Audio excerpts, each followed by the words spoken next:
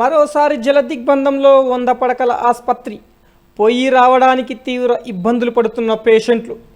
గత ప్రభుత్వం హయాంలో నిర్మించిన 100 పడకల ఆసుపత్రిలో అత్యవసర సౌకర్యాలు, అలాగే రావడానికి పోవడానికి రోడ్డు కూడా లేకుండా 100 పడకల ఆసుపత్రిని నిర్మించారు.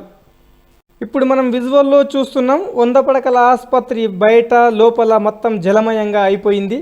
ఇక్కడ అది మనం విజువల్లో చూసేదంతా ఉల్లివాగు, కావరంపేట ప్రాంతంలో పై ప్రాంతంలో Saraswati Nagar colony, Venkateswara colony, Venkateswara temple ఏరియాలో పడ్డ వర్షం నీళ్ళంతా ఉల్లివాగు నుండి కింద నసర్లాబాద్ చెర్లపల్లి చెరువులకు వెళ్ళే మార్గం.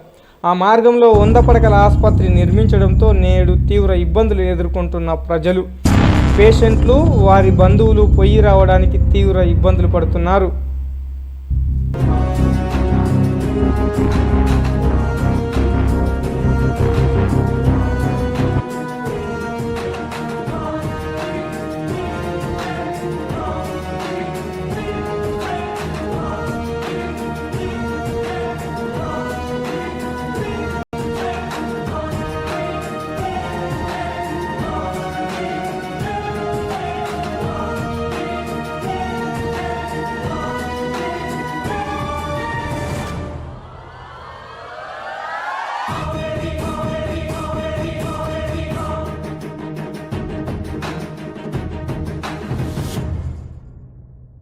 చెరువులు, కుంటలు, నాలాలు ఎఫ్టీఎల్ జోన్లో, బఫర్ జోన్లో ఉన్నాయని హైదరాబాద్ ప్రాంతంలో హైడ్రా ప్రయోగించిన కాంగ్రెస్ ప్రభుత్వానికి ఇప్పుడు జడ్చర్ల ప్రజలు ప్రశ్నలేస్తున్నారు.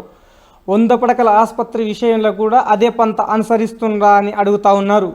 గత కొన్ని రోజులుగా ఎడతెరిపి లేకుండా కురుస్తున్న భారీ వర్షాలకి 100 పడకల ఆసుపత్రి జలమయం అవడం ఇది రెండోసారి.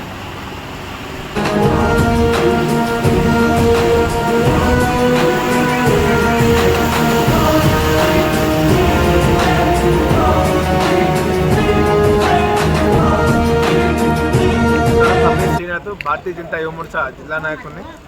ఈరోజు జడ్చర్లలో రాత్రి నుంచి కురుస్తున్న అతి భారీ వర్షానికి 100 పడకల హాస్పిటల్ అందరికీ ఆరోగ్యదాయకంగా ప్రసాదించే ఈ 100 పడకల హాస్పిటలే ఈరోజు ఆరోగ్యం లేని స్థితిగా వెళ్ళిపోయింది. దీనమైన స్థితిలో 100 పడకల హాస్పిటల్ ఉంది. ఆరోగ్యం లేని వ్యక్తులు, ఆరోగ్యం లేని ప్రజలు దీన స్థితిలో ఇక్కడికి వస్తుంటే ఈ 100 పడకల హాస్పిటలే దీన స్థితిలోకి వెళ్ళిపోయింది. దీనికి కారణము ముందున్న గవర్నమెంటా, బీఆర్ఎస్ గవర్నమెంటా, ఇప్పుడున్న కాంగ్రెస్ గవర్నమెంటా, ప్రజలందరూ అస్తమస్తం వాళ్ళ ఆలోచన ధోరణిలో లేని విధంగా ఈరోజు ప్రభుత్వం ప్రవహిస్తుంది. ఈరోజు ఇక్కడ హాస్పిటల్కి వచ్చే వాళ్ళు విష జ్వరాలు కావచ్చు, యాక్సిడెంట్లో కావచ్చు, ఏదో ఒక ప్రత్యేకమైన రోగంతో ఇక్కడ రావడం జరుగుతుంది. వాళ్ళందరూ నడవలేని స్థితిలో, వాళ్ళందరూ ఎక్కడ పోలేని స్థితిలో ఈ 100 పడకల హాస్పిటల్ ఆశ చూపుతానికి వస్తుంటే ఈరోజు ఇక్కడ ఈత కొట్టుకుంటూ లోపలికి వచ్చే విధంగా ఈరోజు ఈ 100 పడకల హాస్పిటల్ పరిస్థితి ఉంది. ఈరోజు ప్రభుత్వము వాళ్ళందరికీ ఈత నిలపడానికి స్పెషల్ కాస్ట్ ఏర్పాటు చేస్తుందా, లేకుంటే హెలికాప్టర్ లేకపోతే ఒక బోటు పెడుతుందా అని ప్రజలందరూ ఆశతో చూస్తున్నారు. ఈ 100 పడకల హాస్పిటల్ ఇంత కావడానికి కారణం ఇది హైడ్రా ప్రాంతంలో ఉందని మాకందరికి అనిపిస్తుంది. ఎందుకంటే ఇప్పుడు హైడ్రా అని ఒక కొత్త ప్రభుత్వం కొత్త స్కీమ్ని తీసుకొచ్చింది. హైడ్రా ఒక ప్రాంతాన్ని అందరినీ కూల్చివేస్తుంది. ఈ యొక్క 100 పడకల హాస్పిటల్ మన హైడ్రాలు ఉందా, ఎఫ్టీఎల్ పరిధిలో ఉందా, లేకపోతే ఎక్కడుంది? ఈ యొక్క ముందరున్న కబ్జాదారుల వల్ల ఇది అవుతుందా? ముందర మా అందరికి చిన్నప్పుడు చూసినాం, ఒక పెద్ద బావి ఉంటుండే, చెరువు ఉంటుండే. ఆ చెరువు ఈరోజు కనుమరుగైపోయింది. ఉల్లివాగు పక్కనున్న ప్రాంతాన్ని మాత్రమే, ఈ యొక్క 100 పడకల హాస్పిటల్ ప్రాంతాన్ని పక్కన ఇడిచిపెట్టి మిగతాది బీఆర్ఎస్ ప్రభుత్వం ఉన్న అందులో అధికారులు మాత్రమే, అందుకున్న నాయకులు మాత్రమే ఈరోజు కబ్జాకు చేసుకున్నారు.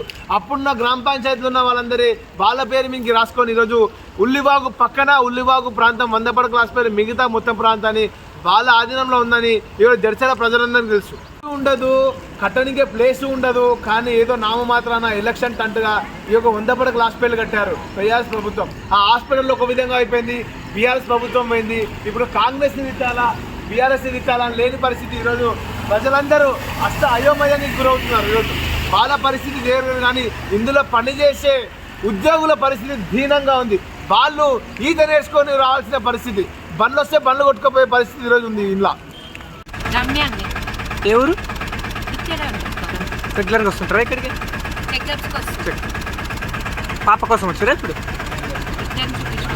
చాలా ప్రాబ్లం అవుతుంది. ఇప్పుడు ఆటో లోపలికి రాకపోతే ఎంత కష్టం అవుతుంది, నడుచుకుంటూ రావాలంటే. ఇంకా బాలంతలు అదే ఇక్కడ రోడ్ నుంచి చూసి ఇంకున్నాయని తెలియదు అసలు. మొత్తం గేట్ అంతా బ్లాక్ అయిపోయింది. చేస్తావా? ఓకే, అంటే ఇప్పుడు ఏంది పరిస్థితి ఏంది ఇక్కడ ఇట్లా ఉంటే? ఇంకా బ్యాక్ సైడ్ ఉంది కదా అది మళ్ళీ ఓల్ పడ్డది, వాటర్ ఫుల్ వస్తుంది కరెక్ట్ చేయలేదు, మనం వేస్తున్నది చేయలేదు. అంటే పేషెంట్లకు ఇబ్బంది అవుతుంది కదా, మీతో ఏమైనా చెప్పుకుంటున్నారా? ఏమనిపిస్తుంది కానీ ఇబ్బంది అవుతుంది పోనీకి రానికి. ఇప్పుడు వచ్చిన పొద్దుతుంది బయటికి. అంటే టిఫిన్ గిట్లా తెచ్చుకుర్రా? ఏవి తెచ్చుకోలేదు ఇంకా. పోనీకి రానికి టిఫిన్ లేదు, నీళ్ళు లేదు, ఏది లేదు. ఇంకా బయటికి వెళ్ళనికనే వస్తలేదు, ఏం తెచ్చుకోలేదు.